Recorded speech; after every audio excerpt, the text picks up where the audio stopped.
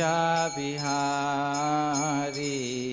जय राधा माधव कुंजा बिहारी जय राधा माधव कुंजा बिहारी जय राधा माधव कुंजा बिहारी जय गोपी जना वल्लभा गिरिवारधारी जय गोपी जना गिरिवारधारी जय गोपी जना वल्लभा गिरिवारधारी जना वल्लभा गिरिवारधारी यशोदानंदन व्रज जनरंजन यशोदानंदन व्रज जनरंजन यशोदानंदन व्रज जनरंजन यशोदा नंदना भज जन रंजन यमुना तीरा वनचारी यमुना तीरा वनचारी यमुना तीरा वनचारी यमुना तीरा वनचारी राधा माधव कुंज बिहारी राधा माधव कुंज बिहारी गोपी जना वल्लभा गिरिवारधारी गोपी वल्लभा गिरिवारधारी यशोदानंदन व्रज जनरंजन यशोदानंदन यमुना तीरा वनचारी यमुना तीरा वनचारी जय राधा माधव कुंज बिहारी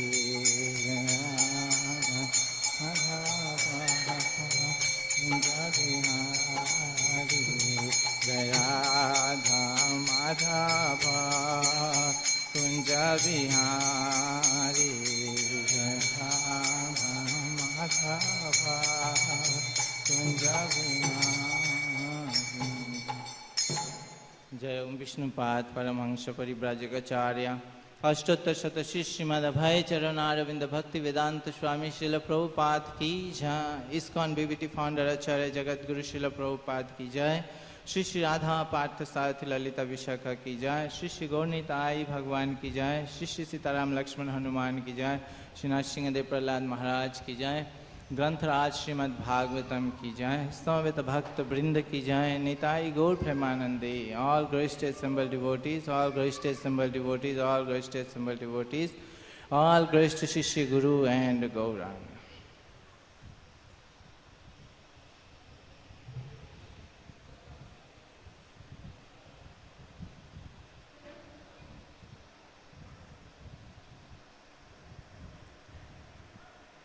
हरे कृष्णा। एक चश्मा मिला है, जिसका हो चश्मा ले सकते हैं। यहाँ पर चश्मा एक मिला है।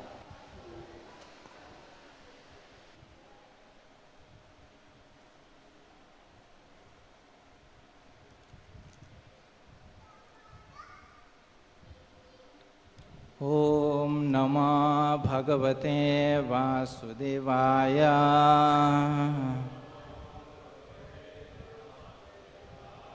ओम नमः भगवते वासुदेवाय।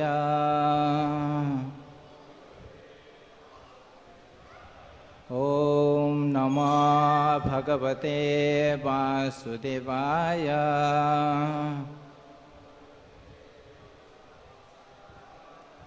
श्रीमद् भागवतम स्कंद 5 अध्याय 5 श्लोक संख्या 14।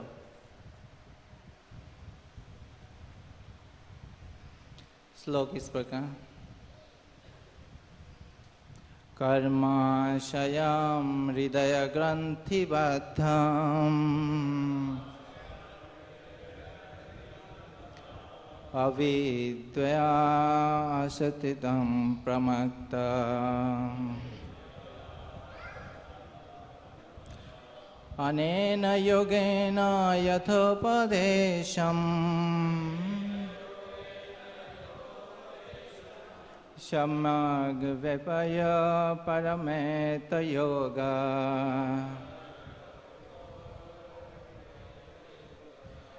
कर्माशयं हृदय ग्रंथिबद्धम् अविद्या सदितं प्रमत्त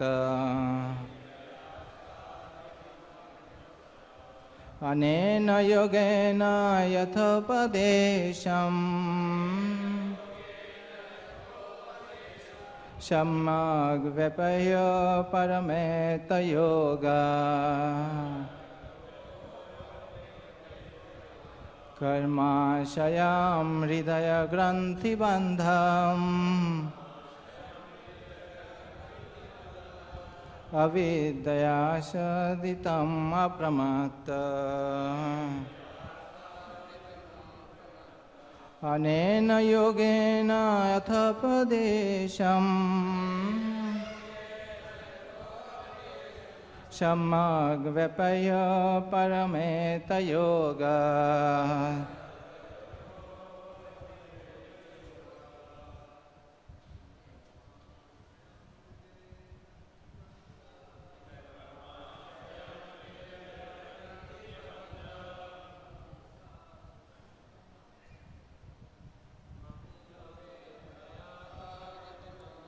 प्रमत्ता अनेन योगेन यथोपदेशम्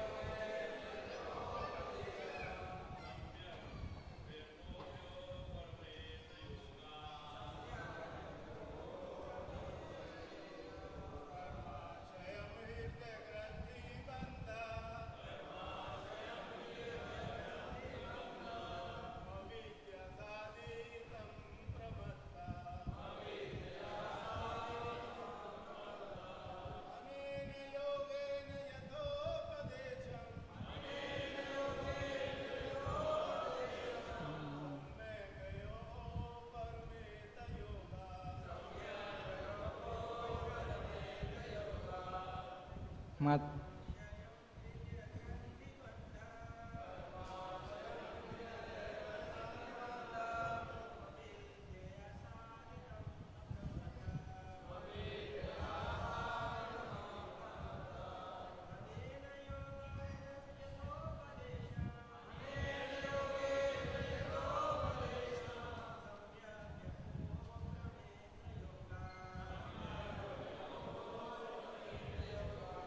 माता जी।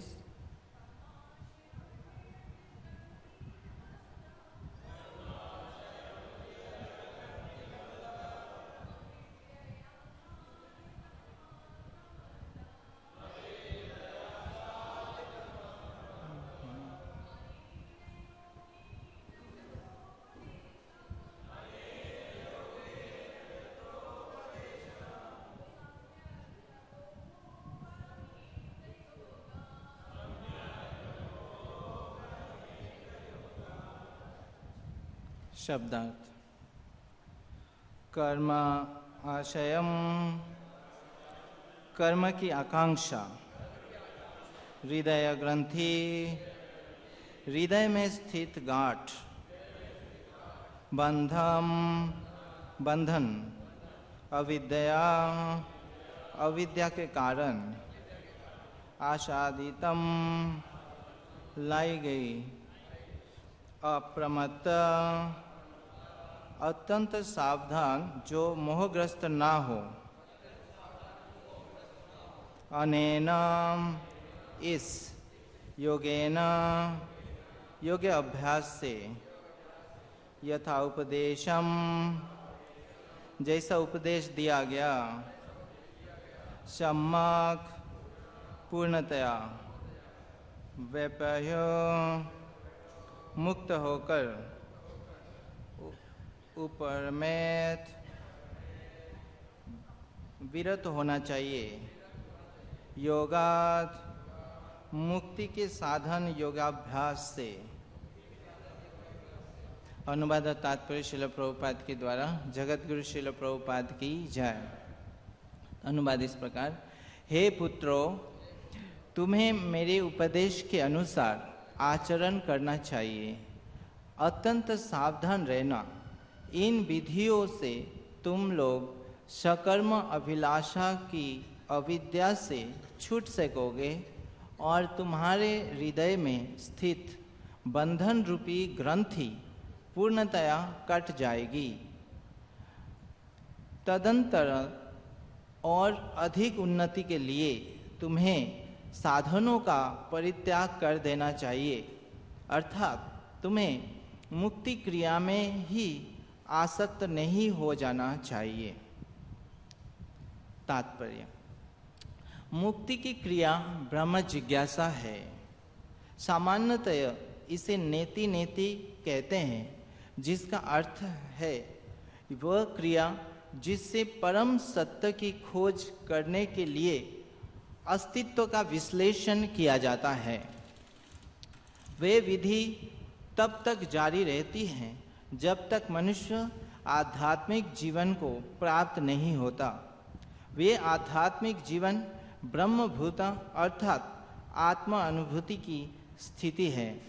भगवद गीता 18.54 के शब्द में ब्रह्मभूत प्रसन्नात्मा ना शोचति ना कांक्षति सम सर्वेषु भूतेषु मद भक्ति लभते पराम।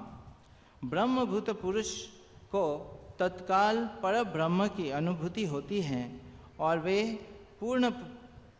पूर्ण रूपेण प्रसन्न हो रहता है। वे ना शोक करता है और ना किसी वस्तु को पाने की इच्छा ही करता है। वे सब प्राणियों में समभाव रखता है। इस अवस्था में उसे मेरी शुद्ध भक्ति प्राप्त होती है।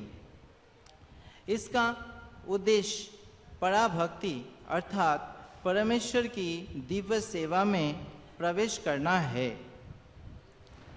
इसे प्राप्त करने के लिए मनुष्य अपने अस्तित्व का विश्लेषण करता है, किंतु भक्ति में संलग्न रहने पर ज्ञान की खोज करने की आवश्यकता नहीं रह जाती। अविचलित भाव से मात्र भक्ति में संलग्न रहने से मनुष्य सदा मुक्त अवस्था में रहेगा।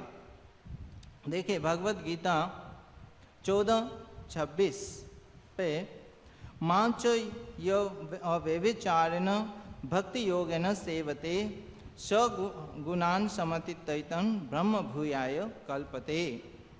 अविचल भाव से भक्ति करना स्वयं ही ब्रह्मभूत है। इसकी दूसरी विशेषता है अनेन योगेन यथोपदेशम। गुरु से प्राप्त उपदेशों का तुरंत पालन होना चाहिए। मनुष्य को चाहिए कि वे गुरु के उपदेश से तनिक भी विपथ ना हो, ना ही उनका उल्लंघन करे। उसे चाहिए कि ग्रंथों को के अवलोकन में ही ना लगा रहे, वरन साथ ही साथ गुरु की आज्ञा को कार्य रूप में परिणत करे। यथोपदेशम। भौतिक अनुभूति का परित्याग हो सके इसके लिए योगाभ्यास करना चाहिए, किंतु यदि मनुष्य भक्ति योग में संलग्न हो जाता है तो उसकी आवश्यकता नहीं रह जाती। सच बात तो यह है कि योगाभ्यास को छोड़ा जा सकता है किंतु भक्ति को नहीं। जैसा कि श्रीमद् भागवतम 1:7-10 में कहा गया, आत्मा रामश्च मुनयो निर्ग्रंथा उरुक्रमे कुर्वन्त अहैतुकी भक्तिम इत्थम भूत गुणहरि। जो आत्माराम मुक्त है उन्हें भी सदैव भक्ति में लगे रहना चाहिए। स्वरूप सिद्ध होने पर योगाभ्यास छोड़ा जा सकता है, किंतु भक्ति को किसी भी अवस्था में नहीं छोड़ा जा सकता। योग तथा दार्शनिक चिंतन समेत आत्म साक्षात्कार के अन्य कर्म त्यागे जा सकता है, किंतु भक्ति को तो सदैव बनाए रखना चाहिए। ओम अज्ञानतिमिरान्धस्य ज्ञानाञ्जनशलाकया चक्षुरुन्मीलितं येन तस्मै श्रीगुरवे नमः। श्रीचैतन्यमनोभीष्टं स्थापितं येन भूतले स्वयं रूपकदा मह्यं ददाति पदान्तिकम्। वन्देऽहं श्रीगुरु श्रीयुतापदकमलं श्रीगुरून् वैष्णवांश्च श्रीरूपां साग्रजातां सहगण रघुनाथान्वितं तं सजीवं साद्वैतं सवधूतं परिजनसहितं कृष्णचैतन्यदेवं श्रीराधा कृष्णपादान् सहगण ललिता श्रीविशाखान्वितंश्च। हे कृष्ण करुणा सिंधु दीनबंधु जगत्पते गोपेश गोपिकाकांत राधाकांत नमस्तुते। तप्त कांचन गौरांगी राधे वृंदावनेश्वरी वृषभानुसुते देवी प्रणमामि हरिप्रिये। वाञ्छाकल्पतरुभ्यश्च कृपा सिन्धुभ्येव च पतितानां पावनेभ्यो वैष्णवेभ्यो नमो नमः। जय श्री कृष्ण चैतन्य प्रभु नित्यानंद श्री अद्वैत गदाधर श्रीवासादि गौरभक्तवृंद। हरे कृष्णा कृष्णा कृष्ण हरे हरे, हरे राम राम राम हरे हरे। नमो विष्णुपादाय कृष्णपृष्ठाय भूतले श्रीमते भक्तिवेदांत स्वामिनिते नामिने। नमस्ते सरस्वती देवे गौरवाणी प्रचारिणे निर्विशेष शून्यवादी पाश्चात्य देश तारिणे। तो एक बार अनुवाद फिर से। हे पुत्र, तुम्हें मेरे उपदेश के अनुसार आचरण करना चाहिए। अत्यंत सावधान रहना। इन विधियों से तुम लोग सकर्म अभिलाषा की अविद्या से छूट सकोगे और तुम्हारे हृदय में स्थित बंधन रूपी ग्रंथि पूर्णतया कट जाएगी। तदंतर और अधिक उन्नति के लिए तुम्हें साधनों का परित्याग कर देना चाहिए, अर्थात तुम्हें मुक्ति क्रिया में ही आसक्त नहीं हो जाना चाहिए। तो यहाँ पे हम पढ़ रहे हैं अभी भगवान ऋषभ देव का उपदेश अपने पुत्र को वो दे रहे हैं, उपदेश दे रहे हैं। और तो आज के श्लोक में भगवान कह रहे हैं कि मेरे उपदेश के हिसाब से अनुसार, मेरे उपदेश के अनुसार तुम आचरण करना और हाँ, इससे क्या होगा, इससे तुम्हारा जो हृदय रूपी जो हृदय में जो बंधन है, अविद्या रूपी जो बंधन है, उस बंधन से छूट सकोगे।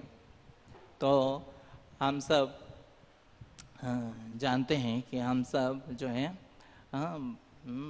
बंधे हुए हैं इस संसार में, है ना। हम सब बंधे हुए, किससे बंधे हुए? तीनों गुणों से बंधे हुए हैं। खास करके अविद्या की तमोगुण और इग्नोरेंस से बंधे हुए हैं, रजोगुण तमोगुण से। और ऋषभ देव पहले श्लोकों में इसको काफ़ी वर्णन कर रहे हैं, उपदेश जो दे रहे हैं, वो उपदेश दे रहे हैं कि उसमें बताएं कि ये जो हम शरीर है, ये जो शरीर धारण किया है, ये भी हमारा एक तरह से सजा है कि इस शरीर को हमने धारण किया है, हमें मिला है, हमें कर्म के अनुसार। और अगर हम जो है इस अविद्या में ही रहेंगे तो जो भी कर्म करेंगे उस कर्म में फिर हमें फिर से वही बंधन रहेगा, हमें दोबारा फिर से शरीर ग्रहण करना पड़ेगा। तो जब तक हम इस गुणों के अधीन रहेंगे तब तक हम क्या है ये समझते हैं कि हम इस शरीर है और इसलिए हर कोई कार्य हम अपनी खुशी के लिए हम करते हैं। तो इस तरह से ऋषभ देव समझा रहे कि जब तक हम इस चेतना में रह के कार्य हम अपनी खुशी के लिए हम करते रहेंगे तब तक हम इस बंधन में रहेंगे। और इस मनुष्य जीवन में हमें ये अपॉर्चुनिटी मिलता है कि हम इस बंधन से मुक्त हो सकें, हम अपना जो असली भलाई उसको हम समझ सके इस मनुष्य जीवन में। और अगर इस मनुष्य जीवन में हम उसको ना समझें और हम केवल जो है अज्ञानतावश हम चलते रहें तो ये मूर्खता होगी। तो इस बंधन से हम कैसे मुक्त हो? हम बंधे हुए, हम सब बंधे हुए हैं। तो हम जब बंधे हुए तो हमको मुक्त, हम एक दूसरे को मुक्त नहीं कर सकते, ना तो हम खुद मुक्त हो सकते हैं। कितना भी हम प्रयास करें हम मुक्त नहीं हो सकते क्योंकि हमारा सारे चीज बंधे हुए हैं। तो हमको बंधन से मुक्त कौन कर सकता है? जो बंधे हुए नहीं है ना, जो मुक्त है। तो वो भगवान है और गुरु है, जब भगवान की प्रतिनिधि हैं तो उनके वो ही हमें बंधन से मुक्त कर सकते हैं। और इसीलिए ये जो है गुरु जो है हमें उपदेश देते हैं, इंस्ट्रक्शन देते हैं कि इस तरह से हमें चलना है। तो वो जो उपदेश है या जो इंस्ट्रक्शंस है, वो इंस्ट्रक्शंस का मेन पर्पस क्या है? सोल पर्पस जो है इन इंस्ट्रक्शन का वो यही है कि हमको इस बंधन से मुक्त करना। तो इस उद्देश्य से ही जो है गुरु हमें इंस्ट्रक्शन देते हैं और ये हमारे सुप्रीम बेनिफिट के लिए, हमें सबसे बड़ा बेनिफिट के लिए ये इंस्ट्रक्शंस है। और इसलिए इंस्ट्रक्शन देने के बाद यहाँ पे ऋषभ देव कह रहे हैं कि मेरा उपदेश के अनुसार आप आचरण करना। तो इस इंस्ट्रक्शन के अनुसार ही हमें जब हम चलेंगे, जब उस इंस्ट्रक्शन का हिसाब से चलेंगे, पालन करेंगे अपने जीवन में, तभी हम धीरे धीरे हमारा हृदय की जो ग्रंथि है, श्री श्री राधा पार्थ साहित्य ललिता विशाखा की जय, श्री श्री गौरनीताई भगवान की जय, श्री श्री सीताराम लक्ष्मण हनुमान की जय।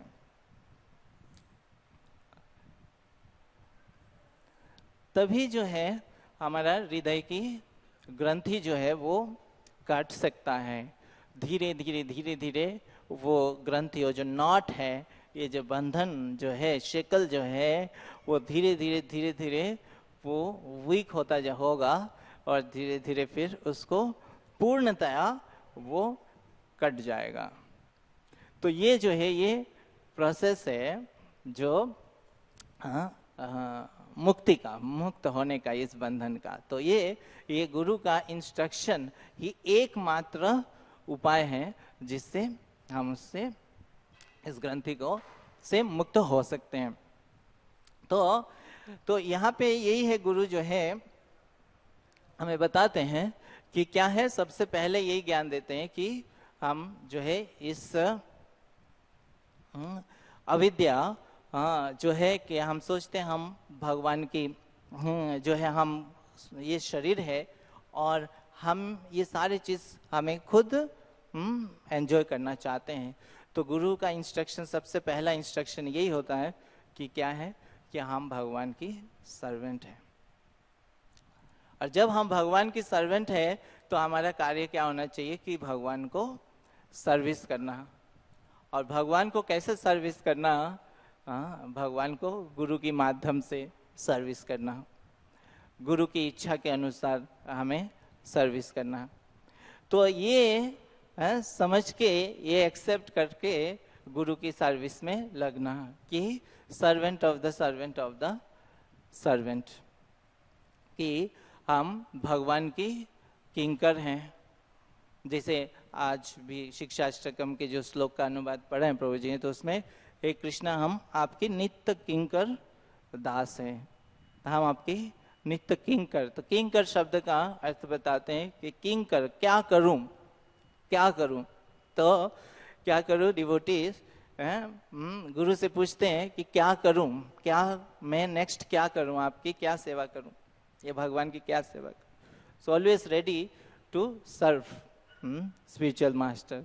तो किंकर ये इस प्रकार से गुरु की मैनुअल सर्विस में लगे रहते हैं। और फिर गुरु जो है डिवोटीज को, डिसाइपल को जो है सर्विस में लगाते हैं। लेकिन ये इजी नहीं है, इट्स नॉट इजी, क्योंकि हृदय में ग्रंथि बना हुआ है। हम तीनों गुणों की प्रभाव में हैं और तीनों गुण जो है वो हमको क्या करता है, हमें उस सरेंडर होने में बाधा देता है, गुरु की इंस्ट्रक्शन के हिसाब से चलने में बाधा देता है। और वो हमें इंडिपेंडेंट, हमें किसी ना किसी तरह फिर वापस हमें अपनी एंजॉयमेंट की तो ओर ले जाने का प्रयास करता है। तो गुरु की इंस्ट्रक्शन विपरीत होती है जो हमारा कंडीशन टेंडेंसी से। तो इसलिए गुरु की इंस्ट्रक्शन को पालन करना इज नॉट इजी। तो एक लेक्चर में हिज हॉलिनेस गोपाल कृष्ण गोस्वामी बता रहे थे कि गुरु को इंस्ट्रक्शन को एज इट इज पालन करने के लिए जो है वो इंद्रिय और मन में कंट्रोल होना चाहिए, तभी वो गुरु की इंस्ट्रक्शन को पालन कर सकते हैं। और तात्पर्य में प्रभुपाद इसको कह रहे हैं, इस पॉइंट को हम स्ट्रेस दे रहे हैं कि गुरु की इंस्ट्रक्शन को वो तुरंत उनको करना चाहिए। तो इच्छा नहीं होते हुए भी, इच्छा अगर नहीं भी हो रहा है, हमारा मन में कुछ और इच्छा हो रही है, लेकिन अगर हम इसको करते हैं, गुरु की इंस्ट्रक्शन को पालन करने का प्रयास करते हैं, तो ही इस प्रोसेस से, चाहे वो त्रुटिपूर्ण भाव से भी हम करें, तो भी इस प्रोसेस में क्या होता है, हम प्यूरिफाई हो जाते हैं और धीरे धीरे हमारा हृदय ग्रंथि कटता है। और जब हृदय ग्रंथि कटता है तो फिर हम और अच्छा से सर्विस कर सकते हैं और अच्छा से भगवान की और जो है सेवा कर सकते हैं। तो गुरु वास्तव में ये इंस्ट्रक्शन देके हम सबको प्रिपेयर करते हैं कि कृष्ण की सेवा के लिए। तो एक डिवोटी एक लेक्चर में एक उदाहरण दे रहे थे कि जैसे आलू है ना, तो आलू जो है वो एकदम से कच्चा आलू जो है वो खाने के लायक में नहीं है, उसको ला के नहीं खा सकते, उसमें कोई टेस्ट नहीं है, उसमें गंदगी लगा हुआ है, बाहर मिट्टी लगा हुआ है। लेकिन उसको जो बनाता है भगवान को भोग लगाने से पहले, वो लाता है, उसको धोता है, फिर उसको काटता है और उसमें फिर कहीं नमक देता है, मसाला देता है और दे के फिर उसको तैयार करता है भगवान को भोग लगाने के लिए। तो फिर वो जो है वो बिल्कुल तैयार हो जाता है भगवान को ऑफर होने के लिए। तो उसमें कई सारे चीज जो है, आलू का अपनी प्रॉपर्टी नहीं होती है, जैसे नमक है, मसाला है, तेल है, वो आलू का पास नहीं है, वो सब भी मिलाते हैं और मिलाने के बाद वो एकदम तैयार होता है कि उपयोग होता है भगवान को ऑफर करने के लिए। तो उसी प्रकार जो है हम त्रुटिपूर्ण भाव से भी अगर गुरु की सेवा में लगते हैं तो वो धीरे धीरे गुरु जो है उसको हमें प्रिपेयर करते हैं, तैयार करते हैं कि धीरे धीरे ये ग्रंथि टूटती है और फिर गुरु भी कई सारे योग्यता हमें देते हैं, शक्ति हमें देते हैं, जिससे हम इस चीज़ को कर सकें। अदरवाइज ये जो ग्रंथि है, हृदय की जो ग्रंथि है, ये जो तीनों गुण के जो बंधन है, ये बहुत डिफिकल्ट है, उसको पार करना संभव नहीं है। हम कई बार सोचते हैं कि नहीं, हम जब भक्तों से मिलेंगे तो इतना अच्छा से प्रेम से सेवा करेंगे, इतना अच्छा से उनसे बातें करेंगे, लेकिन जब हम मिलते हैं कभी ऐसे तीनों गुण ऐसा करता है कि हमें वो करने में दिक्कत होती है, तो नहीं हो पाती है। तो क्योंकि बंधन में है, गुण जो है हमें रोकता है। तो लेकिन गुरु इज वेरी मर्सीफुल, और इसलिए वो चाहे उस सेवा में थोड़ा त्रुटि भी रहे तो भी उसको स्वीकार कर लेते हैं और उसको फिर जो है और उस सेवा के माध्यम से गुरु का नहीं, हमारा अपना ही लाभ होता है, जिससे हम शुद्ध हो पाते हैं और इससे फिर हम इस गुणों से मुक्त हो सकेंगे और राधा कृष्ण की सेवा के जो है सेवा कर सकेंगे। तो हम देखते हैं कि ये पॉइंट कितना इम्पोर्टेंट है कि गुरु की जो आदेश है, चाहे वो आदेश जो है ये हमारी इच्छा के अनुसार ना भी हो, तो ये आदेश जो है हम देखते हैं कि प्रभुपाद के जो शिष्य हैं वो कितना प्रभुपाद की जो आदेशों का इतना जो है मेडिटेट करते हैं उस आदेश। प्रभुपाद ने अगर कभी एक वर्ड भी बोल दिया, एक सेंटेंस उनके लिए बोल दिया किसी डिसाइपल को, तो पूरा जीवन भर उसको रखते हैं, याद रखते हैं। और ये तात्पर्य में प्रभुपाद कह रहे हैं कि गुरु के आदेशों को जो है पूरा उसके साथ उस आदेशों का हम पालन करना चाहिए, पूरा सिंसियर के साथ, सीरियसनेस के साथ। और भगवत गीता में भी एक श्लोक में जब व्यवसायत्मिका बुद्धि एके हो कुरु नंदन, उसके तात्पर्य में प्रभुपाद बताते हैं कि शिष्य को क्या चाहिए, करना चाहिए, गुरु के आदेशों का जीवन का लक्ष्य बना देना चाहिए, जीवन का उद्देश्य बना देना चाहिए। तो अभी जैसे प्रभुपाद की व्यास पूजा था, तो प्रभुपाद के कई शिष्य ने प्रभुपाद के ग्लोरिफिकेशन लिखा है, तो उसमें जो है इंद्रदुम्न महाराज का जो ऑफरिंग था प्रभुपाद के प्रति, तो आप जानते हैं कि इंद्रदुम्न महाराज जो है ट्रेवलिंग करते हैं और अलग अलग देशों में, अलग अलग सिटी में जाके वो जो है फेस्टिवल ऑर्गेनाइज कराते हैं, बड़े बड़े फेस्टिवल ऑर्गेनाइज कराते हैं। तो वो लिख रहे हैं कि उनके जब दीक्षा हुआ था तो प्रभुपाद ने उनको बीट्स भेजे थे पोस्ट, बाय पोस्ट, और साथ में एक लेटर भी आया था। तो उस लेटर में वो प्रभुपाद को बोल रहे हैं कि आपने वो लेटर लिखे थे और उस लेटर में आपने बोला था कि इस प्रकार से जो संकीर्तन, ट्रेवलिंग संकीर्तन और बड़े प्रोग्राम, कॉलेज प्रोग्राम या फेस्टिवल्स, ये बहुत अच्छा है, टूल्स है प्रीचिंग के लिए, और आप प्रयास करो कि हर सिटी में, हर शहर में ये जो है ये हो। और फिर आगे प्रभुपाद उनको आइडिया दिया कि किस प्रकार से बड़ा फेस्टिवल कर सकते हैं, कि टेंट लगाइए और टेंट लगा के ऐसे व्यवस्था करो कि बहुत सारे लोग आ सकें और लार्ज क्वांटिटी में प्रसादम डिस्ट्रीब्यूट हो सके।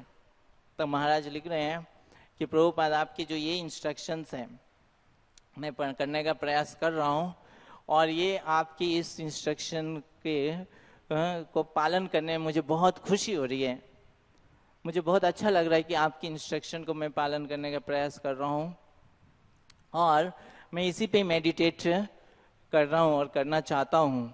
लेकिन आपने कहा इतने हर शहर में शहर में होना चाहिए, लेकिन ये तो काफ़ी दूर है, अभी तो इस एक जीवन सफिशिएंट नहीं है उसको करने के लिए। तो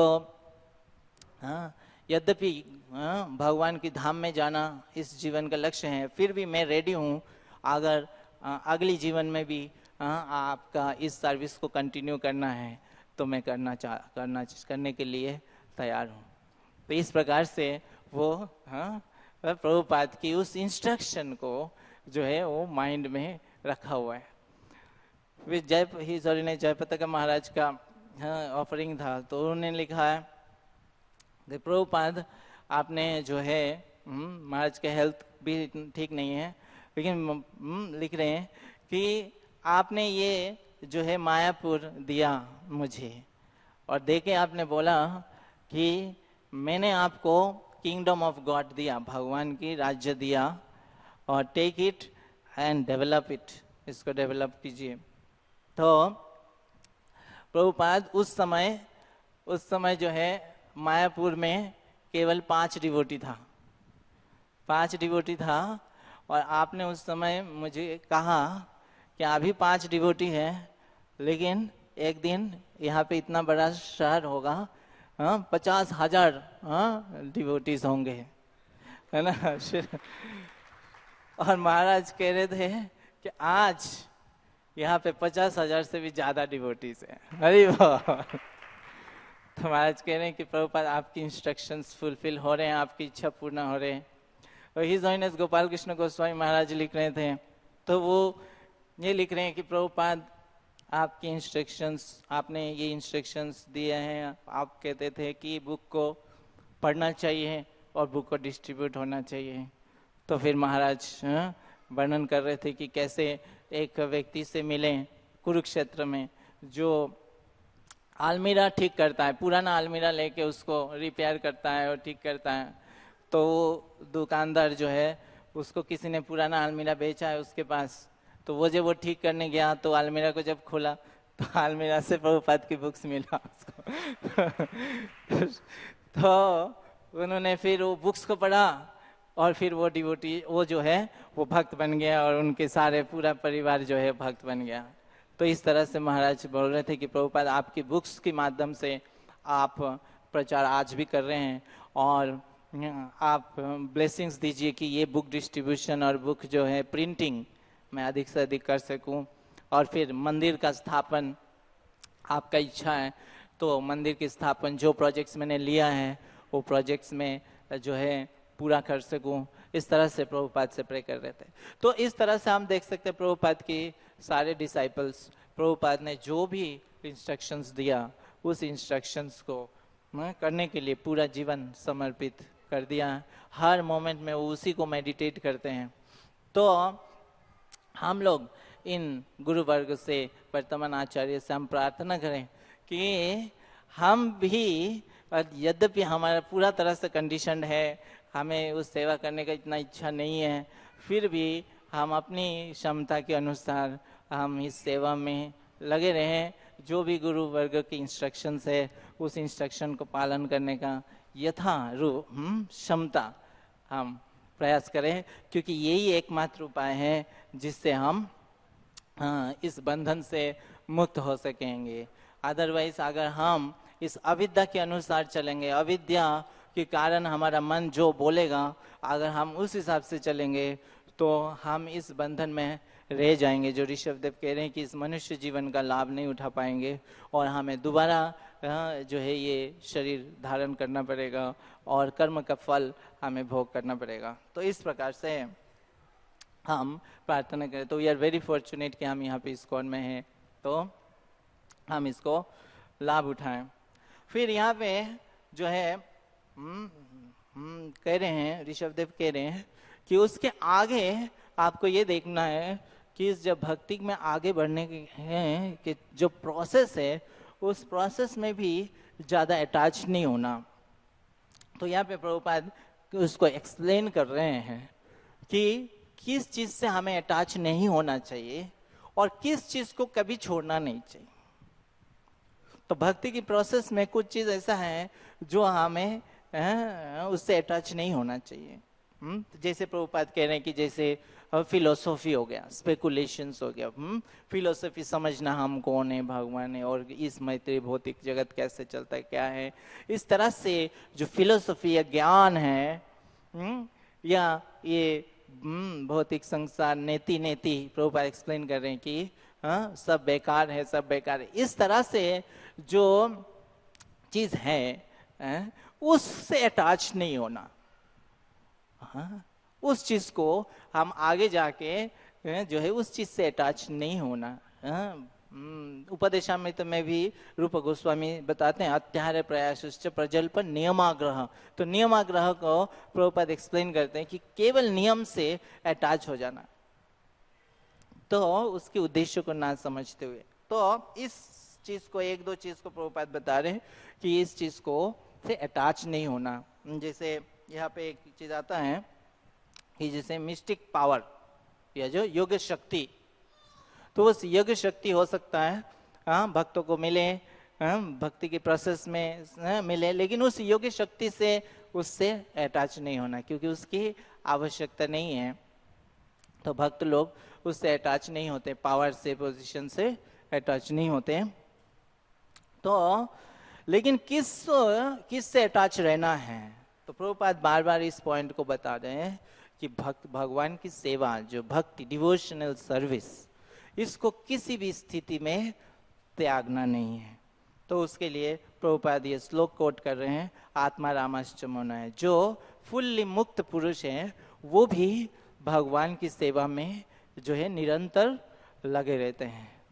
तो यही सिद्धांत हैं जो हम कितना भी आगे बढ़ें, हम पूर्ण तरह से मुक्त भी हो जाए, भगवान की धाम में भी जाएंगे, तो वहां पे भी we never give up service, भगवान की सर्विस। हमारा जो पोजीशन है नित्य दास है भगवान की, जो है हमारा जो पोजीशन है जीवेर स्वरूप है, भगवान है नित्य दास, हम भगवान की नित्य दास है। ये सिचुएशन कभी बदलेगा नहीं, वो पोजीशन कभी नहीं बदलेगा। जिसे मायावाद कहते हैं कि वो इस जीवन के बाद वो क्या बन जाएंगे, भगवान बन जाएंगे, तो सेवा करने की आवश्यकता नहीं है। लेकिन ऐसा नहीं है, हम सबको क्या है कि सर्विस इज द एसेंस, वो हमेशा वो रहेगा और उसको कभी नहीं छोड़ना। ये नहीं सोचते हैं कि हम जब बड़े हो जाएंगे और आगे बढ़ेंगे और उन्नत भक्त बन जाएंगे तो हमारा सेवा कम हो जाएगी और हम जो है बॉस बन जाएंगे। ऐसा नहीं कभी। जितना हम आगे बढ़ेंगे उतना हम समझेंगे कि हम और छोटा भक्त हैं, हम और क्या है, सर्वेंट ऑफ द सर्वेंट, और हमें वो सर्विस की और कितना आवश्यकता है, और इसको कितना सर्विस जो है सबको हमें किस तरह से सर्विस करना चाहिए। तो सर्विस भावना और बढ़ती है जब हम आगे बढ़ते हैं भक्ति में, तो ये कभी छूटती नहीं है। अगर ये छूट रहा है तो वो सही नहीं है, कि अगर हम बड़े हो रहे हैं और हमें सर्विस भावना छूट जा रहा है ना। तो ये भौतिक जगत में होती है कि हम शुरू में जो है कंपनीज में, शुरू में हम छोटे रहते हैं, हम सेवा करते हैं, लेकिन जब बड़े होते जाते तो बॉस बॉस बॉस बनते जाते हैं। लेकिन यहाँ पे भक्ति में हम जितना आगे जाते हैं उतना हम सर्वेंट होते हैं। तो प्रभुपाद की व्यास पूजा में जो प्रभुपाद लेक्चर दे रहे थे, तो उसमें भी प्रभुपाद इस पॉइंट को बता रहे थे कि अगर गुरु चाहे उनको डिसाइपल भगवान के रूप में, भगवान जैसा सम्मान देंगे, सब कुछ देंगे, लेकिन गुरु कभी अपने आप को भगवान नहीं समझते हैं। गुरु वो सारे चीज को स्वीकार करते हैं अपने गुरु के बिहाफ में, और इस चीज को भगवान को अर्पण करते हैं, भगवान के चरण में अर्पण करते हैं। तो इस प्रकार से जो है ये भक्ति, चाहे हम कितना भी आगे बढ़ जाएं, हमारा जो मेन जो इच्छा है वो भगवान की सर्विस है, सर्वेंट ऑफ द लॉर्ड। तो इसी पॉइंट को प्रभुपाद स्ट्रेस कर रहे हैं। तो हम भी जो है इसको प्रार्थना कर सकते हैं, हम देख सकते हैं डिवोटीज इस्कॉन में, और उनके संग में रह के हम हमेशा सर्विस में बने रहें। तो यहाँ पे मैं यहाँ पे विराम देता हूँ, और आपका कोई एक दो प्रश्न हैं तो प्रश्न बोल सकते हैं और उसके बाद फिर प्रभु जी उसमें कुछ कमेंट्स देंगे। हरे कृष्णा, धन्यवाद। तो आज के श्लोक में प्रभुपाद ने जो तात्पर्य दिया है वो बहुत ही गहरा है और बहुत इसमें जो संदेह दूर होता है, क्योंकि लोगों को जो है बड़ा अच्छा अवसर मिलता है। जो मायावादी हैं उनको बड़ा अच्छा अवसर मिलता है। वो कहते हैं कि भाई देखो, अनेन योगेन यथोपदेशम, जिस प्रकार ऋषभदेव ने उपदेश दिया है उस योग के द्वारा, यानी उस भक्ति योग के द्वारा आप हृदय की ग्रंथि को काटें, उसके बाद फिर उस योग को भी छोड़ दो। हाँ, और परमेत योगात। तो उनका यही कहना है कि भाई भक्ति सीढ़ी है और मुक्ति लक्ष्य है। तो भक्ति की सीढ़ी के द्वारा जब आप मुक्ति तक पहुंच जाते हैं तो फिर आप सीढ़ी को छोड़ दो, आप छत में पहुंच गए। तो मुक्ति जो है छत है, भक्ति सीढ़ी है, आप जो है इस प्रकार से आप मुक्त हो गए, तो भक्ति को छोड़ दो। तो प्रभुपाद ने बड़ी सावधानी से इस विषय को जो है समझाया है और इस विचार का खंडन किया है ना। तो प्रभुपाद ने बहुत अच्छा बताया कि कोई व्यक्ति आत्मा राम निर्ग्रंथा, इसमें कहा है कि ग्रंथि से मुक्त हो जाए। तो निर्ग्रंथा, जो ग्रंथि से मुक्त हो चुके हैं, आत्मा राम है, कुर्वन्त हेतु की भक्ति, तो वो बिना किसी हेतु की भक्ति करते हैं। अब उनको मुक्ति नहीं चाहिए, वो मुक्त है पहले से, निर्ग्रंथ है, तो अभी बिना हेतु के, बिना किसी कारण के वो भक्ति करते हैं। यथम भूत गुणो हरि, भगवान के ऐसे गुण हैं कि मुक्तों को भी आकर्षित करते हैं भगवान। तो यहाँ पर योगात कि योग से उपरम हो जाए, योग को भी त्याग दे, तो यहाँ योग का मतलब वो भक्ति नहीं है, भगवान की सेवा नहीं है। और कपिल भगवान भी कहते हैं कि दिए मानम न गृहणंती बिना मत सेवनम जना, मतलब सालों के सारष्टी सारूप पे जितनी भी मुक्तियाँ हैं तो मैं देता हूँ तो भी वो नहीं ग्रहण करते हैं, बिना मत सेवनम, बिना मेरी सेवा के। तो भगवान की जो सेवा है ये जीव का स्वरूप है। तो ये थोड़ी है कि भाई ये सेवा को छोड़ देगा भगवान की और मुक्ति प्राप्त करेगा, है ना। तो मुक्ति तो जो है बहुत तुच्छ है, भक्ति के सामने मुक्ति बहुत तुच्छ है। तो भक्त लोग जो है मुक्ति की तरफ देखते भी नहीं है, वो जो है भगवान की सेवा चाहते हैं। तो यहाँ पर योगात का मतलब फिर यही है कि कुछ ऐसी भी शिक्षाएं होती हैं जो कि बंधन की अवस्था में हमें उनका पालन करना होता है, और जब हम हृदय की गांठ से मुक्त हो जाते हैं तो वो जो है फिर हमारे लिए वो नियमों की उन नियमों की आवश्यकता नहीं होती है। तो उसके लिए कुछ बताया गया है। साधन भक्ति के कुछ ऐसे नियम हो सकते हैं कि जो कि नए भक्तों के लिए बहुत आवश्यक है और आगे चल करके जो उन्नत भक्त हैं उनके लिए आवश्यक ना हो।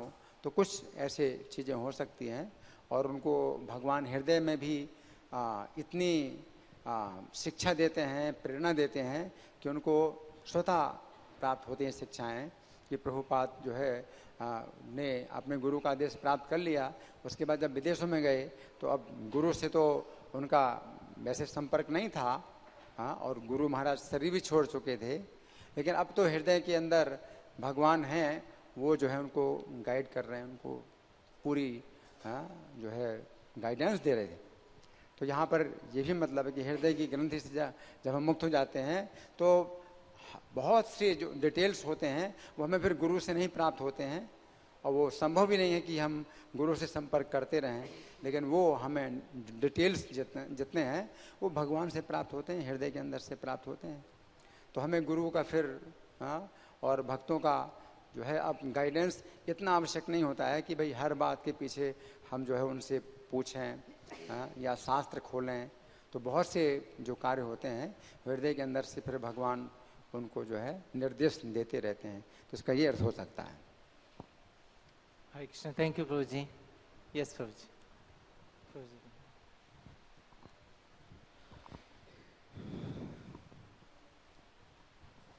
हरे कृष्णा प्रभु जी, बहुत बहुत धन्यवाद।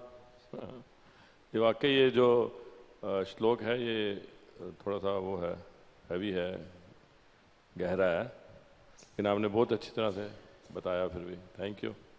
इसमें जैसे प्रभुपाद जी यहाँ तात्पर्य में बता रहे हैं कि one should not deviate from और surpass the instructions of the spiritual master.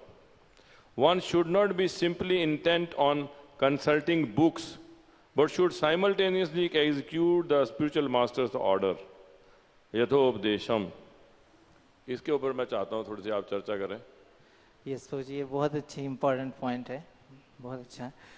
जैसे प्रभुपाद ने बुक्स दिया है और हमें शास्त्र का अध्ययन भी करना है ना, ताकि हम चीज़ को समझे और जो है उस हिसाब से शास्त्र हमें गाइड करता है. तो जैसे बताते हैं भक्तों के लिए 3 चीज़ें हमें कैसे समझ में आता है कि क्या करना है क्या नहीं करना है. तो गुरु, साधु और शास्त्र, ये तीनों चीज़ को लेके चलना है, तीनों के हिसाब से चलना है. तो तीनों गाइड है हमारे लिए.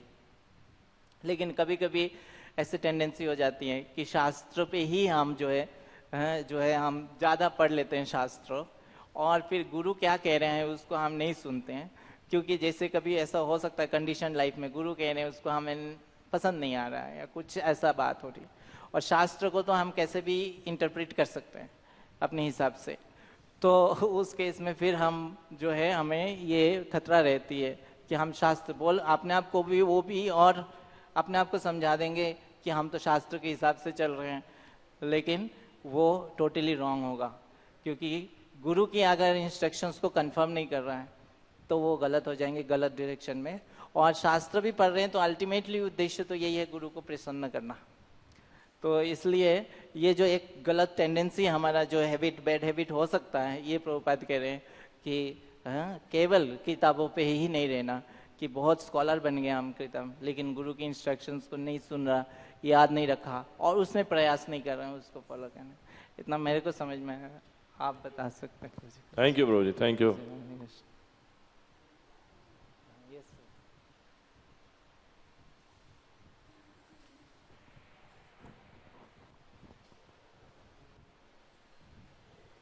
जैसे प्रभु जी गुरु की अवज्ञा हो रही है इसमें, तो ये 10 नाम अपराध में हो गया. तो कुछ लोग है शास्त्रों का ही खंडन करते हैं, ज़्यादा नहीं पढ़ना चाहिए तो शास्त्रों का खंडन करते हैं. तो उसके बीच में जो है बैलेंस बना के किस तरह से चला जाए ताकि साधना अपनी अच्छे से हो, गुरु भी प्रसन्न हो और अपराध भी ना हो किसी भी तरह का. 10 नाम अपराध में फिर शास्त्रों का खंडन में कुछ लोग फिर एक चीज़ पकड़ेंगे, दूसरी चीज़ दबा के खंडन करते हैं, ज़्यादा शास्त्र नहीं पढ़ो, ये नहीं करो, वो नहीं करो. तो उसमें फिर और सारे अपराध होंगे. हमें कुछ ज्ञान तो होना चाहिए प्रैक्टिकल अच्छे से कि हम प्रश्नों का उत्तर दे सकते हैं. जो सीनियर प्रीचर हैं उनसे बहुत सारे लोग प्रश्न करते हैं, अनेक प्रकार के प्रश्न आते हैं जिनका जवाब देना पड़ता है. अगर हम शास्त्र नहीं पढ़ेंगे तो वो कहेंगे, भाई कहते भी हैं कि आप लोग तो केवल प्रभुपाद की पुस्तक पढ़ते हैं, पर प्रभुपाद की पुस्तक में सब कुछ है, वो बात सही है एकदम, उसमें कोई वो नहीं है. पर प्रभुपाद ने बोला भी है महाभारत, रामायण और अनेक शास्त्र का मतलब साधु के संरक्षण में उनका अध्ययन करना चाहिए, ऐसा भी कई जगह आता है. तो उस तरीके का भी विचार थोड़ा आप बता सकते हैं. तो प्रभुपाद ने कहा है और पढ़ना चाहिए. यहाँ पे भी प्रभुपाद यही कह रहे हैं कि शास्त्रों को पढ़ना चाहिए, गुरु तो मना नहीं करते. किस माता जी? यहाँ जब ऋषभ देव ऐसी बात बोल रहे हैं तो समय शास्त्र नहीं लिखे जाते थे. यथोपदेशम का मतलब है गुरु से जो आपने सुन लिया तो वही आपके दिमाग में रहता था. स्मरण शक्ति ऐसी होती थी कि लिखित रूप होता ही नहीं था. श्रुति कहा जाता है, श्रुति जो वेद है, श्रुति बस सुना है आपने और उसका जो है आप पालन करें. अभी जो है कलयुग में सब लिखे जा रहे हैं क्योंकि लोगों को याद रहता नहीं और फिर अपनी बातें जोड़ते हैं. तो इसलिए जो है लिखित रूप दिया गया है शास्त्रों को. और books are the basis, Prabhupada ने सबसे पहला सिद्धांत दिया कि पुस्तकें ही आधार हैं. तो शास्त्रों पर आधारित जो है साधु होते हैं, साधुओं की शिक्षा होती है, और साधुओं पर आधारित गुरु की शिक्षा होती है. तो शास्त्र, साधु और गुरु, तो ये जो है मतलब क्रम से उसी दिशा में होते हैं कि शास्त्र में बहुत सी बातें हैं तो उनको जो है कुछ सीमित जो है साधु बोलते हैं, और साधुओं ने जो बातें बोली हैं उनके लिए, उनमें भी हमारे लिए गुरु जो है हमारे व्यक्तिगत जो है रूप में हमें कुछ शिक्षाएं और देते हैं, तो और कम शिक्षाएं होती हैं. तो वो शास्त्र पर ही आधारित सब कुछ होता है. और फिर हम जब शास्त्र पढ़ रहे हैं तो वो सब जो है पुष्टिकरण करने के लिए करते हैं. हम जितना भी महाभारत, गीता भी अगर पढ़ते हैं और रामायण पढ़ते हैं तो वो सब पुष्टिकरण के लिए होता है कि जो शास्त्र हैं, जो गुरु हैं, आचार्य हैं, एक ही दिशा में है, एक ही बात है. बहुत अच्छा प्रभु जी ने, थैंक यू प्रभु जी. हरि बोल।